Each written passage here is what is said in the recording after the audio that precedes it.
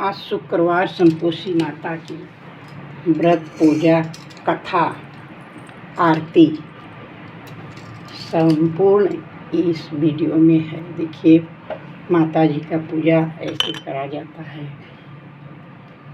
जय संतोषी माता की जय, संतोषी मैया की जय, संतोषी मैया की जय, जय संतोषी मैया की जय।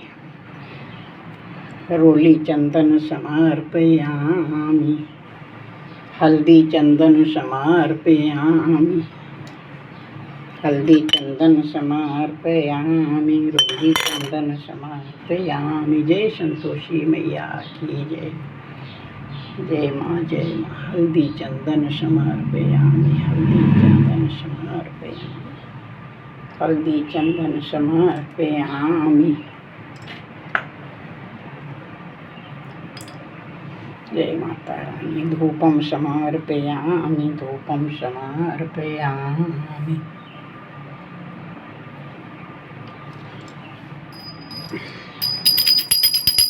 दीपम समर्पयामि। जय संतोषी मैया की जय, जय संतोषी माता की जय, जय संतोषी मैया की जय, जय जय संतोषी माता जय जय माँ। प्रसाद स्वीकार करो। चना गुड़ की भोग लगाओ मैया, भोग लगाओ, भोग लगाओ। आओ मैया भोग लगाओ, मेरे अंगना आओ, आओ मैया भोग लगाओ, मेरे अंगना आओ। बोलिए संतोषी माता की जय, बोलिए संतोषी मैया की जय, बोलिए संतोषी मैया की जय। सिद्धि सदन सुंदर वदन गणनायक महाराज, दास आपका हूँ सदा की जय जन के काज। जय शिव शंकर गंगाधर जय जय उमा भवानी, सिया राम की जय कृपा हरि राधा कल्याणी। जय सुरपति जय लक्ष्मी जय जय गुरु दयाल, देव विप्र गौ संत जय भारत देश विशाल। चरण कमल गुरुजनों के नमन करूं मैं शीश, मोह घर सुख संपत्ति भरो देकर शुभ आशीष। इस व्रत को करने वाले कथा कहते सुनते समय हाथ में गुड़ और चना रखें। सुनने वाले संतोषी माता की जय, संतोषी माता की जय इस प्रकार जय जयकार मुख से बोलते जावें। कथा समाप्त होने पर हाथ का गुड़ चना गाय को खिलावें। कलश पर रखा हुआ गुड़ चना सबको प्रसाद रूप में बांट दें। कथा के पूर्व कलश को जल से भरें, उसके ऊपर गुड़ चना से भरा कटोरा रखें। कथा समाप्त होने पर और आरती होने के बाद कलश के जल को घर में सब जगहों पर छिड़कें और बचा हुआ जल तुलसी की क्यारी में सींच देवे। यथाशक्ति गुड़ और चना लेकर माता का व्रत करें। गुड़ घर में हो तो उसे लेवे विचार न करें, क्योंकि माता तो भवानी भावना की भूखी है। कम ज्यादा का कोई विचार नहीं है। व्रत के उद्यापन में 2.5 सेर खाजा मोयनदार पूड़ी और खीर और चना का साग नैवेद्य करें। घी का दीपक जला संतोषी माता की जय जयकार बोल नारियल तोड़ें। इस दिन घर में कोई प्राणी खटाई न खावें। खट्टी वस्तु खाने से माता का कोप होता है, इसीलिए उद्यापन के दिन दाल साग आदि किसी भी वस्तु में खटाई न डालें। न आप खावें न खटाई किसी दूसरे को खाने को दें। इस दिन 8 लड़कों को भोजन करावें। देवर जेठ घर कुटुंब का मिलता हो तो दूसरे को बुलाना नहीं चाहिए। अगर कुटुंब के न मिले तो ब्राह्मणों के, रिश्तेदारों के अथवा पास पड़ोसियों के लड़के बुला लें। उन्हें खटाई की कोई वस्तु न देनी चाहिए तथा भोजन कराकर यथाशक्ति दक्षिणा देनी चाहिए। नगद पैसा न दें, कोई वस्तु दक्षिणा में देनी चाहिए।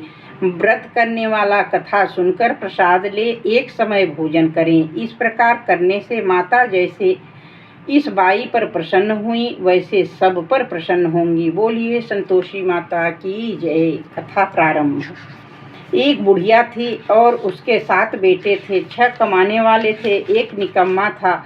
बुढ़िया माँ 6 को रसोई बनाती, भोजन कराती और पीछे जो कुछ बचे 7वें को देती, परंतु वह भोला सीधा था, कुछ मन में विचार न करता था।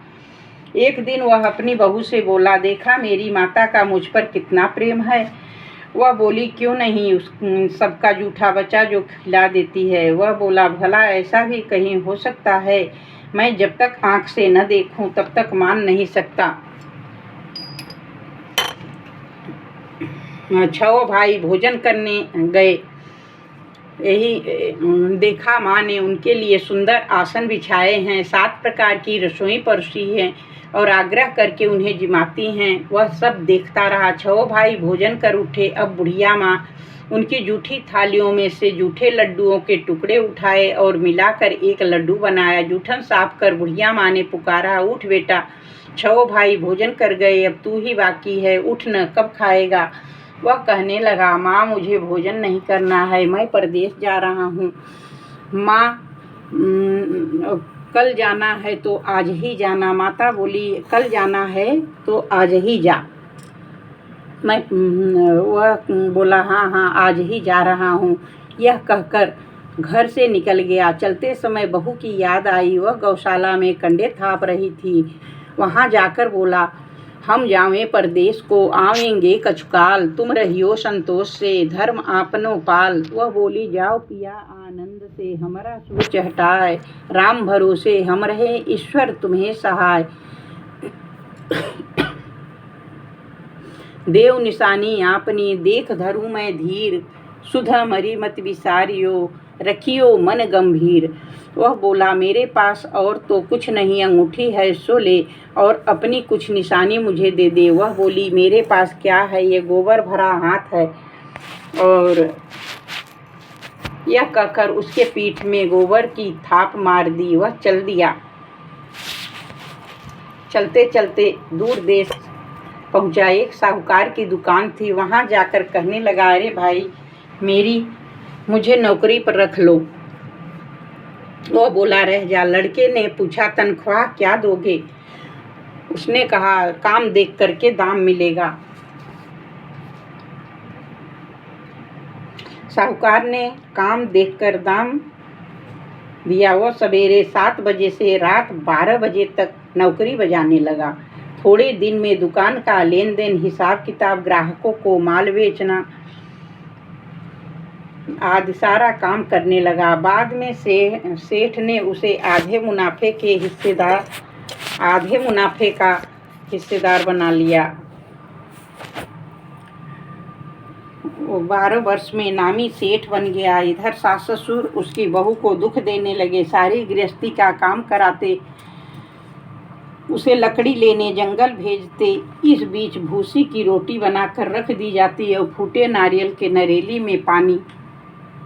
इस प्रकार वह दिन गुजारा करती। एक दिन वह लकड़ी लेने जा रही थी कि रास्ते में स्त्रियां संतोषी माता का व्रत कर रही थी। वह कथा सुन पूछने लगी, बहनों, यह तुम किस देवता का व्रत करती हो और इसके करने से क्या फल होता है? इस व्रत का विधान मुझसे समझा कर कहोगी तो मैं बड़ा उपकार मानूंगी। तब वो एक स्त्री बोली, सुनो, यह संतोषी माता का व्रत है, इसके करने से निर्धनता और दरिद्रता का नाश होता है। पति बाहर गया हो तो शीघ्र आए, कुंवारी कन्या का विवाह, मनपसंद वर मिले, रात द्वार में बहुत समय से मुकदमा चल रहा हो तो निपट जावे, क्लेश की निवृत्ति हो, सुख शांति आवे, घर में धन जमा हो, पैसा जायदाद का लाभ हो, रोग दूर हो जावे तथा और भी जो कुछ मन में कामना है वह सब इन संतोषी माता की कृपा से पूरी हो जाए, इसमें संदेह नहीं है। वह पूछने लगी, यह व्रत कैसे किया जाता है, यह भी बताओ तो बड़ी कृपा होगी। स्त्री कहने लगी, 1.25 आने का गुड़ चना लेना, इच्छा हो तो 5.25 आने का लेना और 1.25 रुपये का भी सहूलियत के अनुसार लेना, बिना परेशानी श्रद्धा पूर्वक इस व्रत को करना। प्रत्येक शुक्रवार को निराहार रहकर कथा सुनना, इस बीच क्रम टूटे नहीं, लगातार नियम पालन करना। सुनने वाला कोई न मिले तो घी का दीपक जला उसके आगे रख जल का पात्र रख कर कथा कहना, परंतु नियम न टूटे जब तक कार्य सिद्ध न हो जाए। नियम पालन करना और कार्य सिद्ध हो जाने पर व्रत का उद्यापन करना। 3 माह में माता फल पूरा करती हैं। इसमें यदि किसी के ग्रह खोटे हो तो भी माता 3 वर्ष में अवश्य कार्य की सिद्धि करती हैं। फल सिद्ध होने पर उद्यापन करना चाहिए, बीच में नहीं। उद्यापन में 2.5 सेर आटे का खाजा, मोयनदार पूड़ी, इसी प्रमाण से खीर तथा चने का साग बनाना। 8 लड़कों को इसमें भोजन कराना। जहाँ तक मिले देवर जेठ भाई बंधु कुटुंब के लड़के लेना, न मिले तो रिश्तेदार या पड़ोसियों के लड़के बुलाना, उन्हें भोजन करा यथाशक्ति दक्षिणा दे। माता का नियम पूरा करना। उस दिन घर में खटाई कोई न खावे।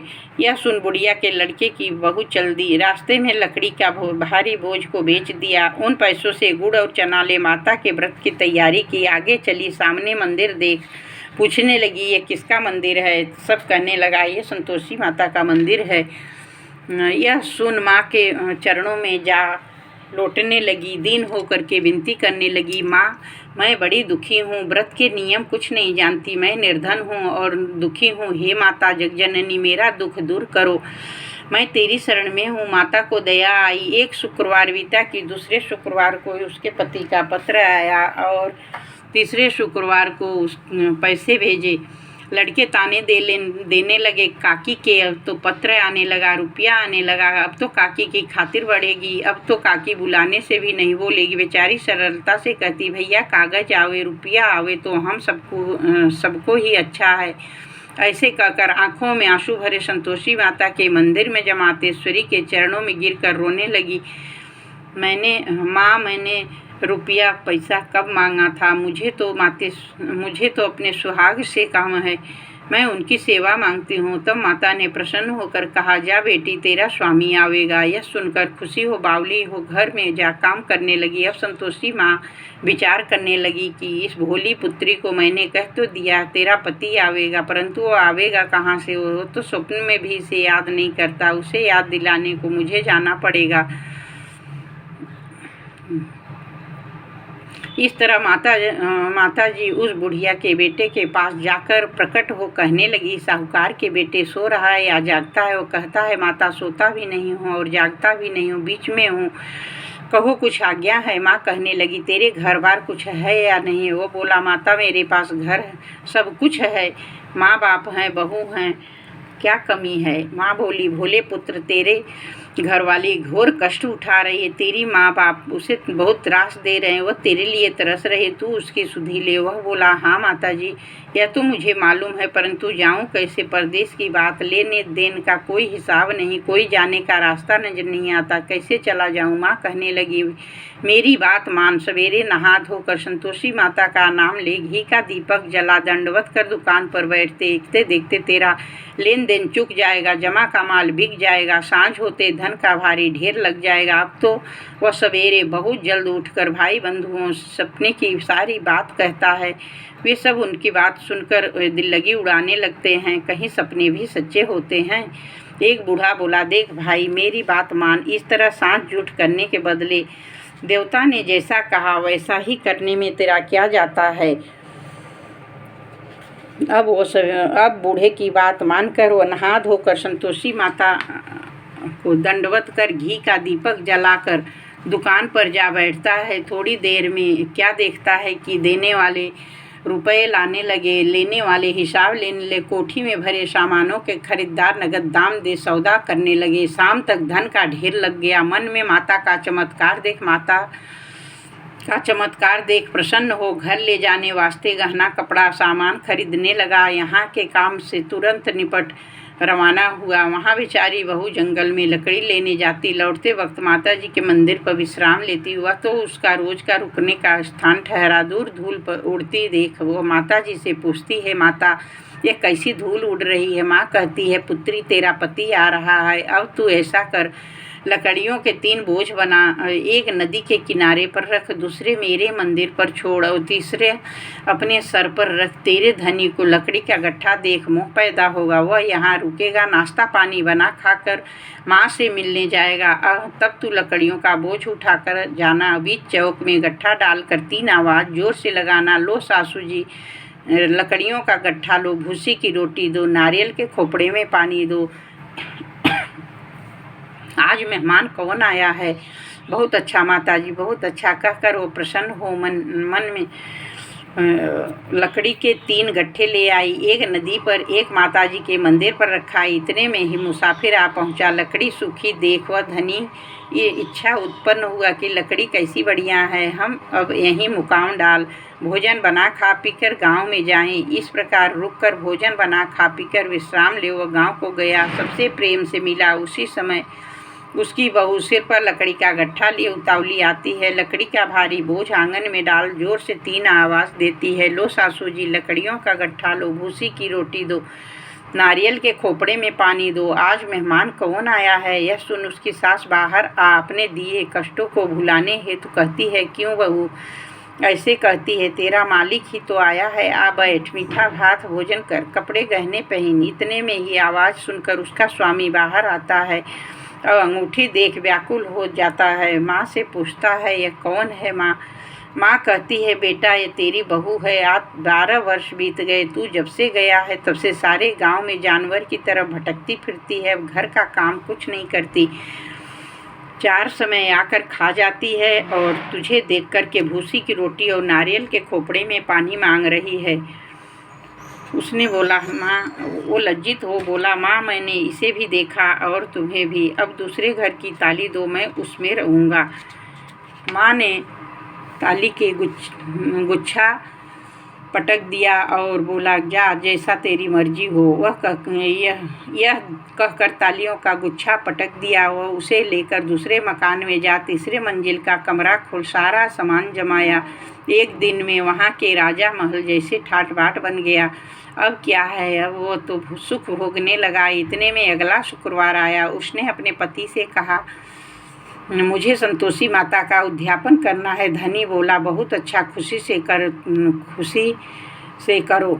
तुरंत ही वो उद्यापन की तैयारी करने लगी। जेठ के लड़कों को भोजन के लिए कहने गई। उसने मंजूर किया, परंतु जेठानी अपने बच्चों को सिखाती है, देख रे, भोजन के समय सब लोग खटाई मांगना, जिससे उसका उद्यापन पूरा न हो। लड़के भोजन करने आए, खीर पेट भर खाया, परंतु बात याद आते ही कहने लगे, हमें खटाई तो दो, खीर खाना नहीं भाता, देखकर अरुचि होती है। वह कहने लगी, भाई खटाई किसी को नहीं दी जाएगी, यह तो संतोषी माता का प्रसाद है। लड़के उठ खड़े हुए, बोले, पैसा लाओ। वह भोली कुछ नहीं जानती थी, उन्हें पैसे दे दिए। लड़के उसी समय हट करके पैसों की इमली खटाई खाने लगे। यह देख बहू पर माता ने कोप किया। राजा के दूत उसके पति को पकड़ ले गए। जेठ जेठानी मनमाने खोटे वचन कहने लगे, साला लूट लूट कर धन इकट्ठा कर लाया है, चाचा को पकड़ ले गए, अब सब मालूम पड़ जाएगी, जब जेल की रोटी खाएगा। बहू से यह वचन सहन नहीं होती। वह रोती रोती माताजी के मंदिर में गई और कहती है, माताजी यह तुमने क्या किया? हंसा कर क्यों रुलाने लगी? माता बोली, पुत्री तूने अभिमान करके मेरा व्रत भंग किया है, इतनी जल्दी सब बातें भुला दी। वह कहने लगी, माता भूली तो नहीं हूँ, ना कुछ अपराध ही किया है, मुझे तो लड़कों ने भूल में डाल दिया, मैंने भूल से उन्हें पैसे दे दिए, क्षमा करो। माँ बोली, ऐसी भी भूल होती है? वो बोली, माँ मुझे माफ़ कर दो, मैं फिर तुम्हारा उद्यापन करूँगी। माँ बोली, अब भूल मत करना। वह कहती है, अब भूल न होगी। माँ अब बताओ कैसे आवेंगे? माँ बोली, जाओ पुत्री, तेरा मालिक रास्ते में आता मिलेगा। वह निकली और पति आता मिला। वह पूछती है, तुम कहाँ गए थे? तब वह कहने लगा है, इतना धन जो कमाया है उसका टैक्स राजा ने मांगा था, उसे भरने गया था। वह प्रसन्न हो बोली, भला हुआ, अब घर को चलो। घर गए। कुछ दिन बाद शुक्रवार आया। वह बोली, मुझे फिर माताजी का उद्यापन करना है। पति ने कहा, करो। वह जेठ के लड़के को भोजन को कहने गई। जेठानी ने 1-2 बातें सुनाई और सब लड़कों को सिखाने लगी कि तुम लोग पहले ही खटाई मांगना। लड़के भोजन की बात पर कहने लगे, हमें खीर खाना नहीं भाता, जी बिगड़ता है, कुछ खटाई खाने को तो दो, मैं चलूँ। वह बोली, खटाई कुछ भी नहीं मिलेगा, खीर खाना हो तो आओ। यह कहकर ब्राह्मण के लड़कों को बुलाकर भोजन कराने लगी। यथाशक्ति दक्षिणा की जगह एक एक फल उन्हें दिया। इससे संतोषी माँ प्रसन्न हुई। माता की कृपा होते ही 9वें मास उसके चंद्रमा के समान सुंदर पुत्र हुआ। पुत्र को ले वह प्रतिदिन माता जी के मंदिर को जाती है। माँ कहने लगी, रोज यह आती है, आज मैं इसके घर चलूं, इसका आसरा देखूं तो सही है। विचार माता ने भयानक रूप बनाया। गुड़ चना से सना मुख, ऊपर की ओर सूंड के समान होठ, उस पर मक्खी भिन भिना रही है। देहली में पांव रखते ही उसकी सास चिल्लाई, देखो रे, कोई ढेढ़नी डाकनी चली आ रही है, लड़के इसे भगाओ नहीं तो किसी को खा जाएगी। लड़के भागने लगे, चिल्लाकर खिड़की बंद करने लगे। बहू एक रोशनदान में से देख रही थी। प्रसन्नता से पागली बन चिल्लाने लगी, आज मेरी माता मेरे घर आई हैं, कहकर बच्चे को दूध पीने से हटाती हैं। इतने में सास का क्रोध फूट पड़ा। बोली, रांड कह क्या उतावली हुई है, बच्चे को पटक दिया। इतने में माँ के प्रताप से जहाँ देखो वहीं लड़के ही लड़के नजर आने लगे। बहू बोली, माँ जिसका व्रत मैं करती हूँ वही संतोषी माता है। झटपट सारी किवाड़ खोल देती है। सबने माता जी के चरण पकड़ लिए। वे विनती करती हैं, माता हम मूर्ख हैं, ज्ञानी हैं, पापनी हैं, तुम्हारे व्रत की विधि कुछ नहीं जानती। तुम्हारे व्रत भंग करके हमने बहुत बड़ा अपराध किया है। हे जगत की माता, आप हमारा अपराध क्षमा करो। इस प्रकार माता प्रसन्न हुई। जैसे बहू को प्रसन्न हो फल दिया, वैसे ही माता सबको फल दे। जो पढ़े सुने सुनावे उसके मनोरथ पूर्ण करो। करुणामयी माँ योग सिद्ध विदे। जनक जी को गुरु अष्टावक्र ने आधे श्लोक में ही सब शास्त्रों का सार बता दिया था। ग्रंथ करोड़न में कहा, कहूँ मैं सबका सार। ब्रह्म सत्य जग झूठ है, जीव ही ब्रह्म निहार। जीव ही में जीवति जगत, माता खेलत खेल। ब्रह्म रूप पहचान लो, कटे जगत की जेल। ब्रह्म रूप पहचान लो, कटे जगत की जेल। बोलिए संतोषी माता की जय। आरती। जय संतोषी माता मैया, जय संतोषी माता। अपने सेवक जन के, अपने सेवक जन के सुख संपत्ति दाता। ओम जय संतोषी माता, जय संतोषी माता मैया, जय संतोषी माता। अपने सेवक जन के सुख संपत्ति दाता। जय संतोषी माता। सुंदर चीर सुनहरी माँ धारण कीन्हो, मैया तुम धारण कीन्हो। हीरा पन्ना दमके तन सिंगार लीनो। जय संतोषी माता। गेरू लाल छटा छवि, गेरू लाल छटा छवि, बदन कमल शोभे। मंद हसत करुणामयी, त्रिभुवन जन मोही। ओम जय संतोषी माता। स्वर्ण सिंहासन बैठी, चंवर ढूरे प्यारे। मैया चंवर ढूरे प्यारे। धूप दीप मधुमेवा, भोग धरे न्यारे। जय संतोषी माता। चना गुड़ ही में माँ तुम संतोष कियो, मैया तुम संतोष कियो। संतोषी कहलाई, भक्तन विभव दियो। जय संतोषी माता। मंदिर जगमग ज्योति, मंगल ध्वनि छाई। मैया मंगल ध्वनि